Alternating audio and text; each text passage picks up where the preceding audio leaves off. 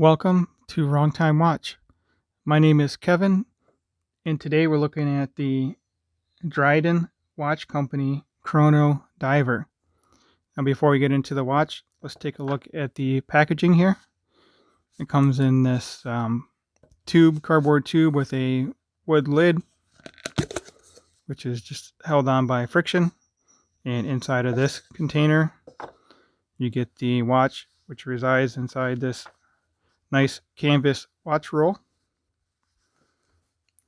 I don't know if this NATO strap is included. This is a Random Rob Tour watch, and this was just in the packaging, so ignore that for now. But it's a nice canvas watch roll here. Spent a little bit of time with this watch. I actually like this watch. It's good looking, very practical to wear, fits comfortably on my wrist, and it is powered by the Seiko Mica Quartz, so that's always a good thing. From what I can tell, the retail price on this is $349 from their website. You can go to Dryden Watch Co. And according to their website, this watch is assembled in the USA. And again, it has the Seiko Mica Quartz VK63 movement. I'll go ahead and start it here. You can see the 3 subdials. The one at the 3 o'clock position is just your 24-hour dial. And then at the bottom, we have the running seconds. And then at the left would be the minute indicator for the chronograph. So I just activated it there. And it has a kind of a sweeping seconds hand, sweeping like, I believe that is 4 beats per second. And that's just 1 beat per second. It's a quartz. So in this guy here, well, let's stop it. And then when I reset it, the second hand there, the center second hand will snap back. So I like that. That's where the term Mica Quartz comes from. It has some mechanical properties.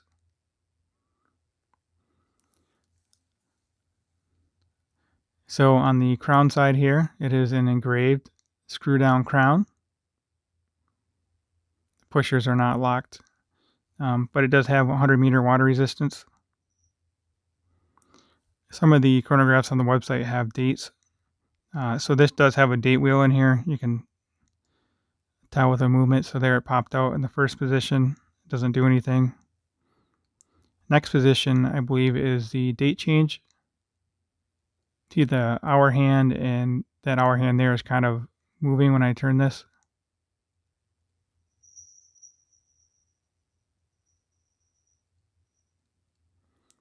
And then the last position is the hacking and hand setting position. So let's screw that back in. The chronograph second hand just keeps going around. It doesn't hack.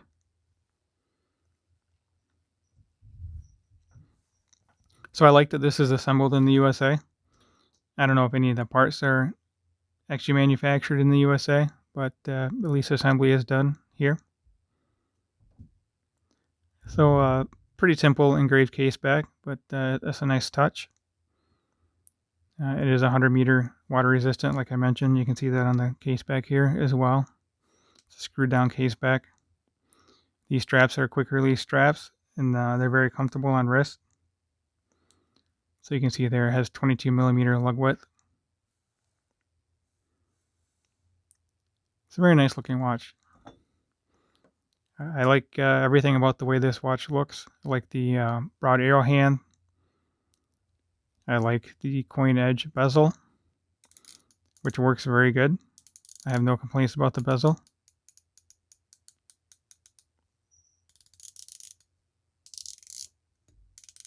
And this is a dual time bezel.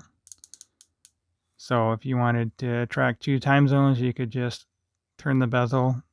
It is unidirectional, not bidirectional like it should be with this kind of bezel, but that's kind of nitpicking there.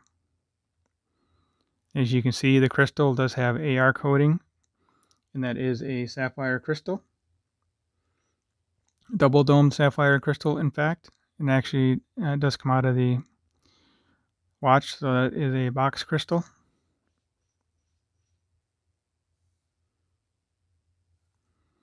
And the bezel insert is loomed, as well as a watch with BGW9 loom.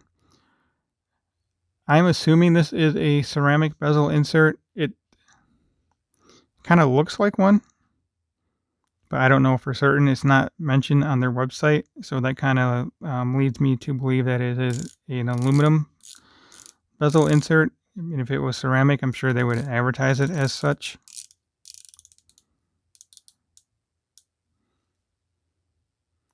So let's go over the dimensions, and then we can put this on wrist. So lug to lug on this is 49 millimeter. The watch diameter is 42. The thickness on this is 13, but they have it listed on the website as 13 and a half.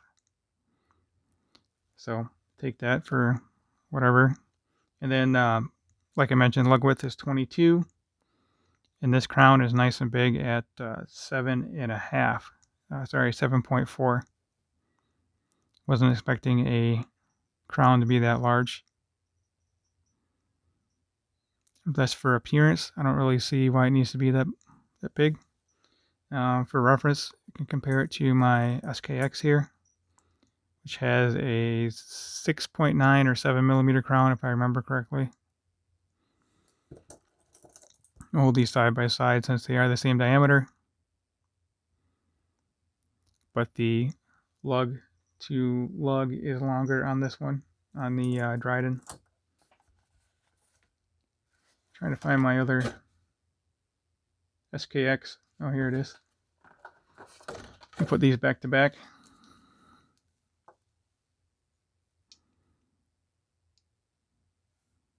Looks quite a bit longer actually, but it's only I think 3 or 4 millimeter difference.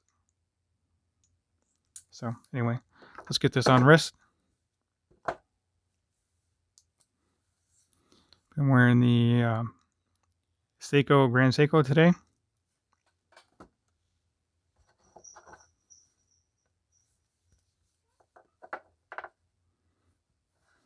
And this leather strap has been very comfortable. Get it on the, well, I can put it on the tightest hole position there. There we go.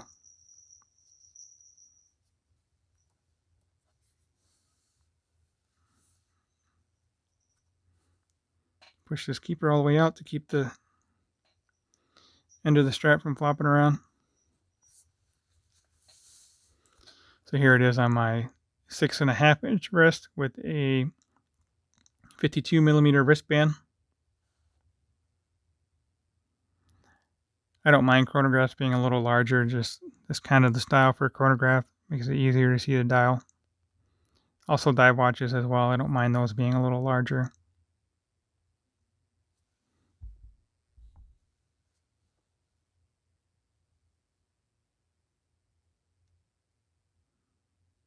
So let me know what you think of this watch. I don't think it's that bad of a deal for $349. They have a build your own option. You can pick different insert colors and different dial colors. Speaking of the dial, let me zoom in on this and we can check out the texture of the subdials. Actually, let me get it off wrist here and I can shine a flashlight on it. If you have not already subscribed to my channel, I would appreciate it if you do so. I have plenty more videos coming out. Oh yeah, this is actually green too. Let me get the fingerprints off here. In just the plain studio lighting, it looks kind of like a lighter black color or maybe a dark gray, but it's actually green. You can see with my flashlight here. And there you can see the concentric rings inside of the subdials there. Concentric rings. Sorry, I kind of messed that up. So, it's a very nice watch. Alright, let me pause the video and I'll be right back with the Loom.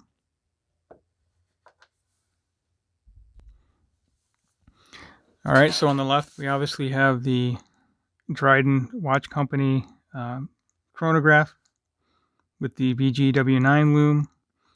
And on the right is my SKX 171. The loom's actually not, I mean, it's pretty respectable.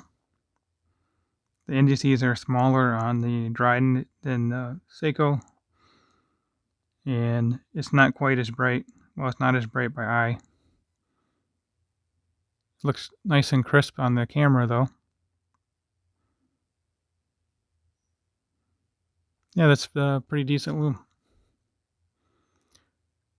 So as always, thank you for watching, and I'll catch you on the next video.